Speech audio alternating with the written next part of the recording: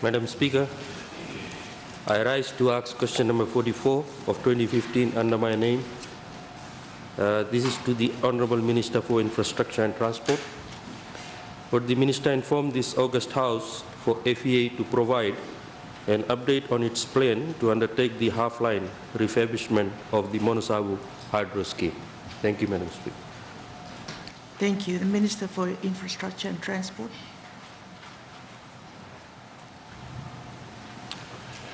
Thank you, Madam Speaker, and I thank the Honourable Member for his question. Madam Speaker, before I attempt to answer the oral question by the Honourable Member, may I just take your leave at this point to place before the House answers to written questions that were made to me as Minister for Infrastructure. These are in responses to question 14 of 2015, questions 28 of 2015, question 35, 2015, question 36 of 2015, and finally question 37 of 2015, questions that were put to the House and before me at the last sitting of the House, which I am now submitting to the House and for the benefit of the members that had asked the questions of me. I thank you, Honourable Minister.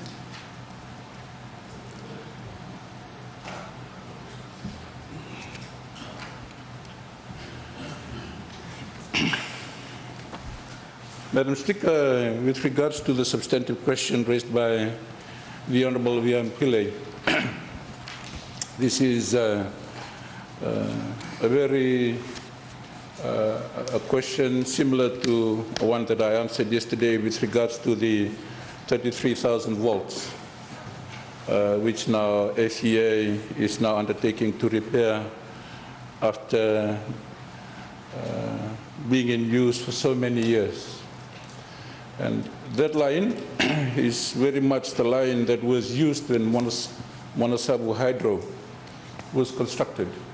And it has reached a stage now where either the lines were to be changed or they have to be refitted so that they are safe and that they provide a service that does not allow for interruptions and that it is efficient and effective.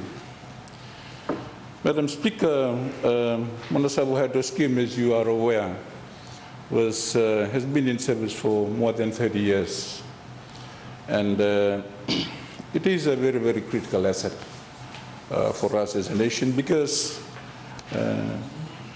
it provides for more than 50%, particularly of Vitilevu's energy consumption, electricity consumption.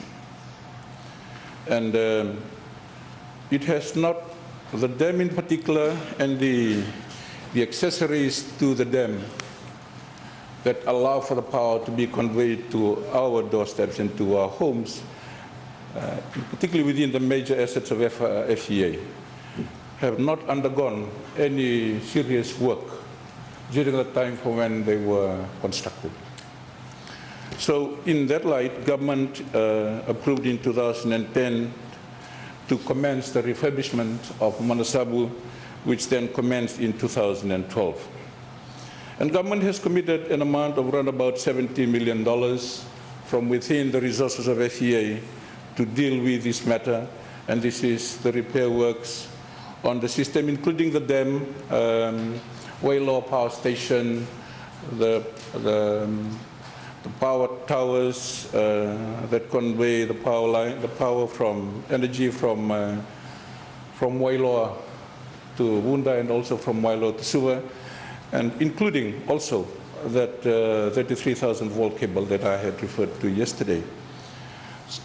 To date, government has already, well, FEA, government through FEA has committed already approximately $30 million.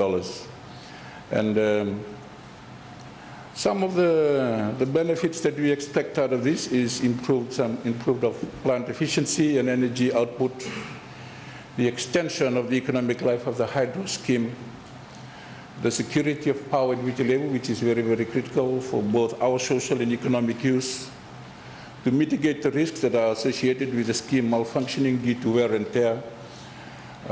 I want to assure the House that Monosabu Hydro, despite its age, is safe.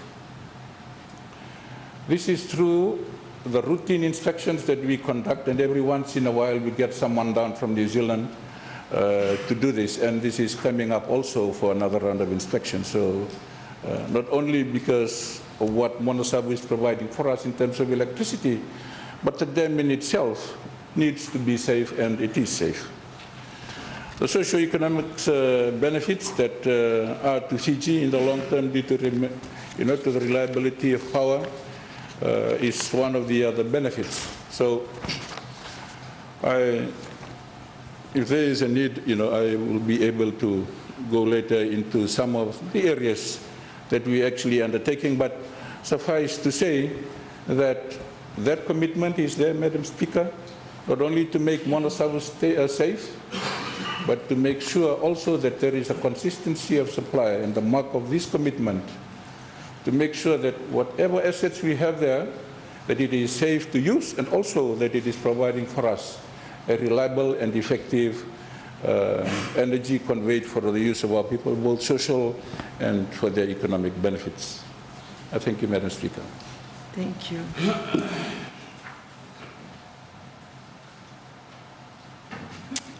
Supplementary question. Madam Speaker.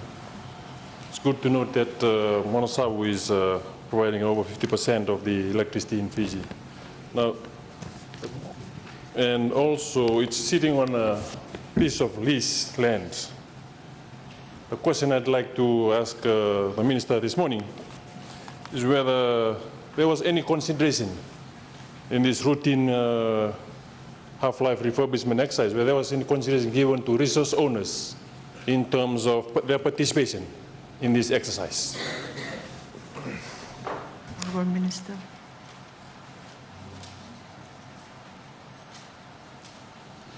Madam Speaker, in terms of Monosabu and its ownership, and in recognition of the native landowners, this has always been a contentious issue.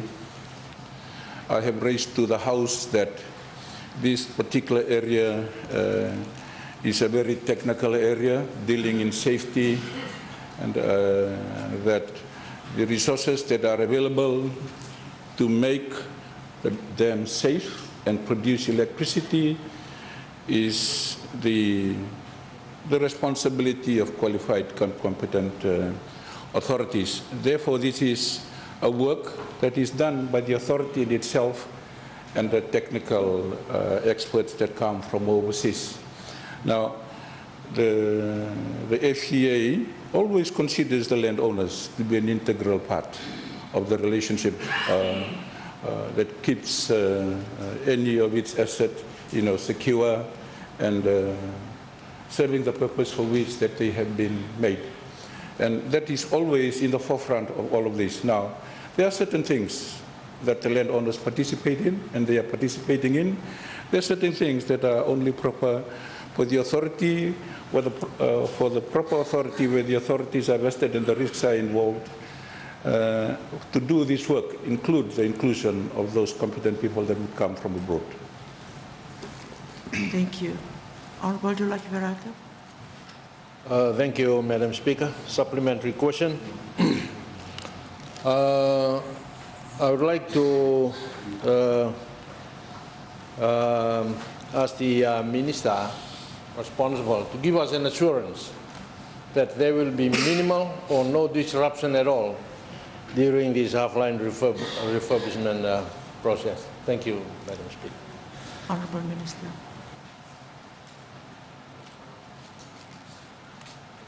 Madam Speaker, half of this work has already been in progress, so we've spent about $30 million. Those certain interruptions that have occurred, I had noted yesterday that part of the 33,000 volts change. We had also experienced, some power disruptions around Suva. That is, not with intent. These things to give away. But much of this refit that I'm talking about, particularly the repairs of the tower that comes from Monosabu and Wailoa, this will be done next year at round about Easter. So this is a 6-year program that we're doing. Already done about 3. And during that weekend around Easter, we would have already put in place these big emergency generators that you know are now in Kinoa. They will be online. And then essentially what we will do is that we will generally just shut down the whole of Manasabu. And so for the about 2 weeks that we'll be working on the tunnels and on the wires and all of that, we will be receiving power from these big generators that we now have powered by diesel until such time that all the checks are done, all the rust are repaired, the lines are safe, and then we put them back on. And then we hope that by that time, it'll take another 50 years before we get to have a look at them again, if there needs to be a need to do that. The issue with regards to the assistance to the landowners, I've noted, that the FCA is an integral part of the community where the assets are placed, including Manasabu. Now, Manasabu has been a long-standing case. The issue of Manasabu, in terms of fair compensation, has been awarded by the courts, as we all know. That is the fair compensation that has already been granted under the law, under the courts of Fiji. Now, it is always that FCA, being a very good corporation with very good social corporate responsibility, are always, referring to the landowners on matters where they could be of assistance, and this is good practice by any company that is providing a service, be it private or be it that belongs to government. So I believe that is a matter that the FCA will now continually to look at, and is something that they can always work out with the landowners as they proceed into the future. But I think at the end of the day, the important thing here, Madam Speaker, is that the landowners and FCA, being the competent authority that provides for power, are working together, and that the landowners themselves are also benefiting from what is being produced out of Manasabu.